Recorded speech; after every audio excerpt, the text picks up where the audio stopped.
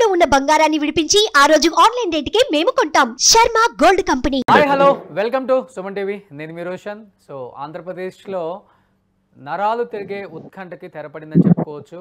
ఎందుకంటే దాదాపు కూటమి ప్రభంజనం అనేది అంత ఇంత కాదండి, 151కి మించి కనిపిస్తుంది మనకి ఫిగర్ కూడా. అండ్ లాస్ట్ ఏదైతే టీడీపీకి వచ్చిన సీట్లు ఉన్నాయో 23, అదే సీట్లు ఈరోజు మనకి వైసీపీకి కనిపిస్తున్నాయి. కాబట్టి ఇదే అంశం మీద అసలుకి వాళ్ళ జోరు ఏ విధంగా ఉందో మాట్లాడటానికి ప్రజెంట్ మనతో పాటు అందుబాటులో ఉన్నారు కాకినాడ నుంచి 30 పృథ్వీ గారు. పృథ్వీ గారు నమస్కారం అండి. నమస్కారం అండి. సో కనిపిస్తుంది ఒకవైపు ఫ్యాన్ జోరు ఉంటుందని అందరూ కూడా సిద్ధంగా ఉండండి సంబరాలకి. ఆంధ్ర యూనివర్సిటీలో కూడా ప్రమాణ స్వీకారం ఉంటుంది 9th అని చెప్పేసి ఒకవైపు వైసీపీ చెప్పడం జరిగింది. బట్ ఎటువంటి హడావుడు లేకుండా ఈరోజు కేవలం రిజల్ట్స్ ఎప్పుడైతే వస్తాయో ఆ రోజునే సంబరాలు చేసుకుందాము, ఫిగర్ కనిపించాకే సంబరాలు చేసుకుందాము, మనం ఏంటో మన సత్తా ఏంటో తెలిసిన తర్వాతే మనం సంబరాలు చేసుకుందామని ఒకవైపు టీడీపీ కూటమి ఉంది. ఎలా అనిపిస్తుంది ఓవరాల్గా ఈ రెండు చూస్తుంటే మీకు? ఇప్పుడు నేను గత 9 నెలల ముందు నుంచి 136 అసెంబ్లీ 21 పార్లమెంట్కి వెళ్తుకుంటుంది. సునామీ సృష్టించబోతుందంటే ఒక పిచ్చోడిని చూసినట్టు చూశారు చాలా ఇంటర్వ్యూలో నేను మాట్లాడితే. వీడేదో మాట్లాడుతున్నారు కదంటారు. ఆంధ్ర రాష్ట్రంలో ఉన్న ప్రజలందరూ ఈ దుర్మార్గ పరిపాలన అంతానికి ఎప్పుడు మే 13 వస్తుందని ఎదురు చూశారు. బ్రహ్మాండంగా ఉద్యోగస్తుల దగ్గర నుంచి మహిళలు, గ్రామీణ ప్రాంతాల్లో ఉన్నటువంటి రైతులు కానీ యువత కానీ మొత్తం ముక్త కంఠంతో రాయలసీమలో కూడా వాళ్ళు ఊహించలే. 20 ఏళ్ల చరిత్రలో తెలుగుదేశం ఏ రోజు కూడా రాయలసీమలో ఎప్పుడూ లేని విధంగా అక్కడ గెలిచింది. సో ఏమైపోయిందంటే వార్ వన్ సైడ్ అయింది. మేము హ్యాపీగా వారు వన్ సైడ్ కనపడిన వాళ్ళందరినీ ఇలాగే లాగుతున్నాం. ఒక్కొక్కడిని ఏం మాట్లాడారండి ఒక్కొక్కడు. వార్ ఈజ్ వన్ సైడెడ్ అని వాళ్ళు చెప్పారు. వార్ ఈజ్ వన్ సైడెడ్ అనేమో టీడీపీ కూటమికి అయింది ఈరోజు. అంతే. ప్రజలు ఏంటంటే దుర్మార్గానికి ఫుల్ స్టాప్ పెట్టారు. ఇక భవిష్యత్తులో ఇలాంటి పాడు పనులు ఎవడో చేయకూడదు, అందుకని ఈ దుర్మార్గానికి ఫుల్ స్టాప్ పెట్టారు. ఏ రోజు అయితే చంద్రబాబు నాయుడు గారిని అవమానించి బయటికి పంపినప్పుడు ఆయన ఒకే మాట అన్నాడు, నేను మరలా సీఎం అయ్యాక అడుగు పెడతానని. అది నిజమైంది. ఈరోజు వీళ్ళ వరకు ఇప్పుడు దాకా 23 ఉంటుంది, మళ్ళీ 20కి వచ్చేసింది. సో ప్రతిపక్ష హోదా కూడా ఉండకూడదని మేమందరం కోరుకుంటున్నాం. అంటే ముఖ్యంగా మీరు అంటున్నారు 3 నెలల నుంచి నేను ఫీల్డ్లోనే ఉంటున్నాను, సో ప్రజా అభిప్రాయాలు వింటున్నాను, వ్యతిరేకత అనేది చాలా చూశాను, చాలా ఇంటర్వ్యూల్లో చెప్తే నన్ను పిచ్చోళ్ళ చూశారని మీరు చెప్పారు. కాబట్టి ముఖ్యంగా ఎలాంటి ప్రజా వ్యతిరేకత మీకు కనిపించింది? ప్రజలు ఎందుకు వారు వన్ సైడెడ్గా టీడీపీ వైపు ఉండాల్సి వచ్చిన కారణాలు అంటే ఏమైనా చెప్పగలరా? మీరు తిరిగారు కాబట్టి. 4 పాయింట్లు ఉన్నాయండి. ఒకటి ఏంటంటే సంక్షేమం అని చెప్పి అమ్మఒడి అన్నారు, 15,000 అన్నారు, 13,000 చేశారు. ఇంట్లో 3 పిల్లలు ఉంటే ఒకరికి అమ్మఒడి వేసి మరలా 26,000 వాళ్ళు ఖర్చు పట్టుకుని మళ్ళీ ఈ చేతి నుంచి ఇస్తూ వెనక చేతి నుంచి మళ్ళీ ఆ డబ్బులు లాక్కుపోతున్నాడు. అది ఒక సంక్షేమమా? దానికి మేము ఓటేయాలా? ఇక పథకాలు రానోళ్ళు కొందరు ఒక ఇంట్లో ఏదన్నా వాళ్ళ ఎండాకాలం పాపం పిల్లలు చదువుకుంటున్నారు కదని చెప్పి డబ్బులు కూడబెట్టుకుని ఒక ఏసీ కానీ ఒక ఫ్రిడ్జ్ కానీ కొంటే వీళ్ళకి అమ్మఒడి లేదు, ఇలా సంక్షేమ పథకాలు లేవు. ఇలాంటి దౌర్జన్యాలు ఎవరైనా పవన్ కళ్యాణ్తో కానీ లేకపోతే తెలుగుదేశానికి కానీ మద్దతుగా ఉంటే వాళ్ళకి సంక్షేమం లేదు, వాళ్ళకి కట్ చేశారు. అలాగే ఎస్సీ ఎస్టీలో కూడా ఎస్సీ ఎస్టీ ప్లాన్స్ వాళ్ళకు ఉన్నాయి. అంబేద్కర్ విద్యాదీవెన అని చెప్పి ఫారిన్ కంట్రీలకు వెళ్ళి చదువుకునే పిల్లలు చాలా మంది ఉన్నారు. వాళ్ళందరినీ కూడా జగనన్న విద్యాదీవెన అని దాంట్లో ఉన్న సబ్ ప్లాన్స్ అన్ని తీసేసి 5-6 పెట్టారు. ఇక్కడ ఎస్సీ ఎస్టీలో కూడా వాళ్ళు నేను ఫస్ట్ చెప్తాను, 36 రిజర్వ్డ్ కాన్స్టిట్యున్సీలో 18 నుంచి 19 స్థానాలు కూటమి పట్టుకెళ్తుందని ఈ రోజు 20 స్థానాలు పట్టుకుపోయింది, 20 పై స్థానాలు. సో మీరేంటంటే ఈ డబ్బులు ఇచ్చి మనం ఓట్లు వద్దాం అని అనుకున్నారు. కానీ ఒక రాజశేఖర్ రెడ్డి గారి లాగా మీరు ఎక్కడైనా ప్రజా దర్బార్ కానీ జనాలతో మమేకమై మాట్లాడటం కానీ, కార్యకర్తలను పట్టించుకోవడం కానీ, గెలిచిన ఎమ్మెల్యేలను పట్టించుకోపోవడం కానీ, సజ్జల రామకృష్ణారెడ్డి అనే వ్యక్తి మీద వదిలేయడం వల్ల ఈ రోజున మీరు అధపాతాలనికి వెళ్ళిపోయారనేది నగ్న సత్యం. ఇంకోటి ల్యాండ్ టైటిలింగ్ యాక్ట్ మేము కూడా యాక్ట్ చేసాం. యాడ్ అది మా తాత ముత్తాతలు సంపాదించినటువంటి ఆస్తుల మీద ఈయన బొమ్మ ఉండటం ఏంటి, దస్తావేజుల మీద ఈయన ఫోటో ఏంటి, మనకి జెరాక్స్ కాపీ ఇవ్వడం ఏంటి? దీనివల్ల జెరాక్స్ కాపీ తోటి మనం నాలుగు గీసుకోవాలా? రేపు పొద్దున్న మన కూతురికో కొడుకో ఏదో విదేశీ యానమో లేకపోతే కూతురికి పెళ్ళి వస్తే ఆ జెరాక్స్ పేపర్ పట్టుకెళ్ళి బ్యాంకులో లోన్ ఇవ్వరు, పక్కింటోడిని అడిగినా కూడా డబ్బులు ఇవ్వడు. ఇవన్నీ ఆలోచించారండి. మొత్తం ఆలోచించి దుర్మార్గుని పక్కగా నెట్టాలని చెప్పి ఒక ఉద్దేశంతో ఈ రోజున ఇంత భారీ మెజార్టీ రావడానికి కారణమైంది. సో పృథ్వీ గారు, పవన్ కళ్యాణ్ గారికి చాలా దగ్గరగా ఉండే ఒక వ్యక్తిగా మీరున్నారు కాబట్టి మిమ్మల్ని అడుగుతున్నాను. ఎందుకంటే పిఠాపురంలో కూడా ఆయన మెజార్టీ పైన, ఆయన గెలుపోటముల పైన కూడా వందల కోట్ల బెట్టింగ్లు అయితే జరిగినాయి. ఈరోజు చూస్తుంటే ఫస్ట్ రౌండ్లోనే దాదాపు 1000 పైగా ఆధిక్యంలో పవన్ కళ్యాణ్ గారు ఉంటాం. రౌండ్కి అది పెరుగుతూనే ఉంది, కానీ ఎక్కడ కూడా. ఇంకొకటి ముఖ్యంగా చెప్పుకోవాలంటే వైఎస్ జగన్మోహన్ రెడ్డి గారు సో వంగా గీతాన్ని గెలిపిస్తే డిప్యూటీ చీఫ్ మినిస్టర్ని చేసి మీకు డెవలప్మెంట్కి ముందుకి నేను పంపిస్తాను ఒక మాట చెప్పారు. సో ఈరోజు అదే దిశగా ఏమైనా పవన్ కళ్యాణ్ గారిని డిప్యూటీ సీఎం చేసే అవకాశం ఉందంటారా టీడీపీ కూటమి? ఇప్పుడు అతను ఎవరో పెచ్చోడు మాట్లాడాడండి. పెచ్చోడు మాటలు మేము పరిగణలో తీసుకోం. ఎందుకంటే బటన్ రెడ్డి చరిత్ర నేను చెప్తానే ఉన్నా ప్రచారంలో 40 రోజులు. బటన్ రెడ్డి నీ బటన్లో నొక్కటానికి ఏళ్ళు పుండు పడిపోయినాయి, నీ చరిత్ర సమాప్తం. నువ్వు ఇంకా అక్కడతోటి నువ్వు తిలోదకాలు వదులుకోవటమే. 1 టైం సీఎం అయ్యావు, అయిపోయావు. పిచ్చోడికి పవర్ వచ్చింది, ఎంజాయ్ చేసావు, అంతటితోటి నీ చరిత్ర అయిపోయింది. ఇక నువ్వు మాట్లాడటానికి కూడా సరిపోవు.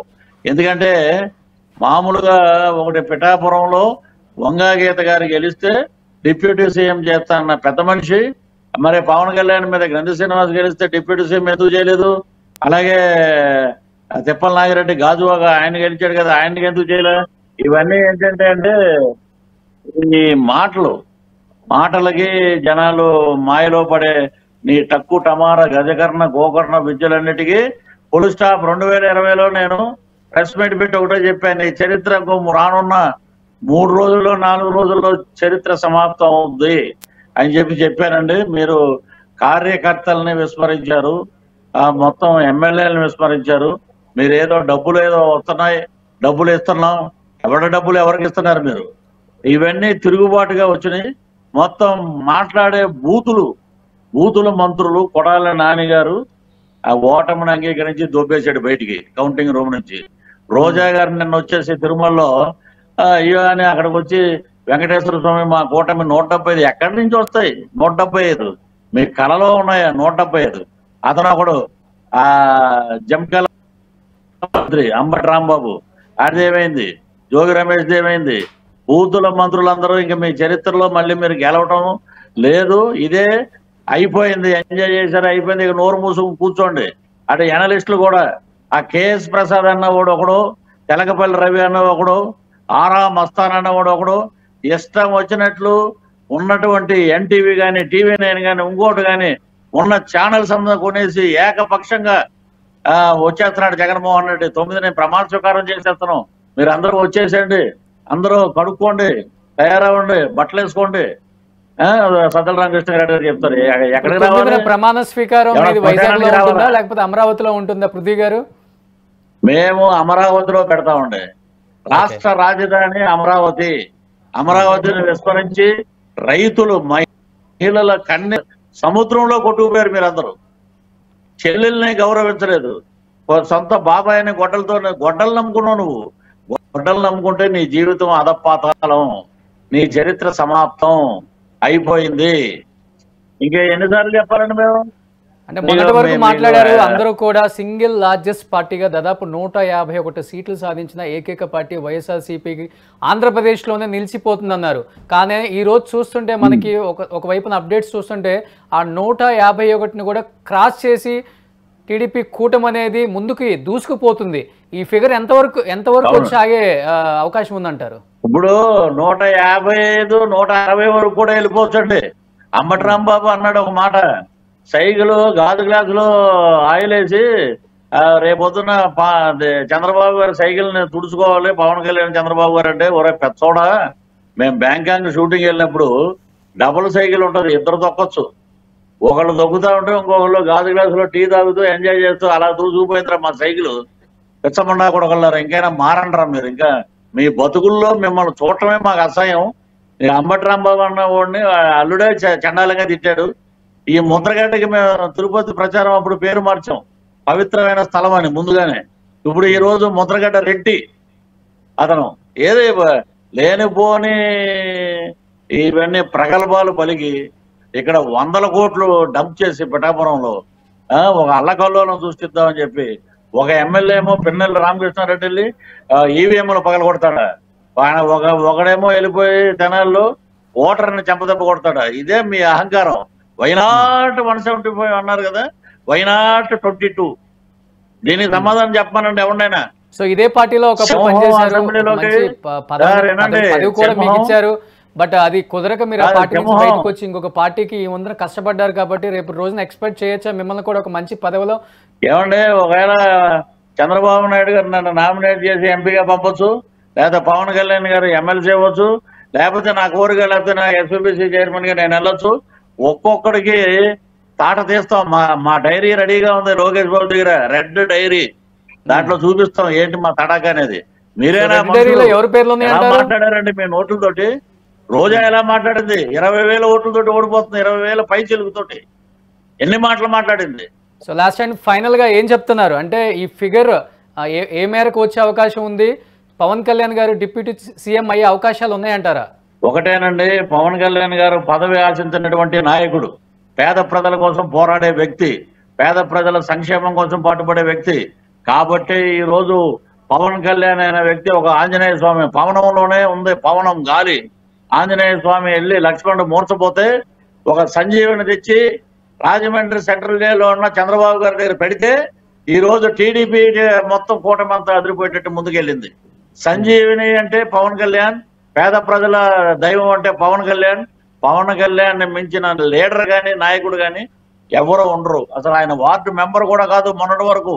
మరి ఆయన నీతి నిజాయితీ చూసి మోదీ లాంటి ప్రధానమంత్రి నరసరావుపేట ఎలక్షన్ క్యాంపెయిన్కి వచ్చారంటే that is the power of power star Pawan Kalyan, Janasena అధ్యక్షుడు.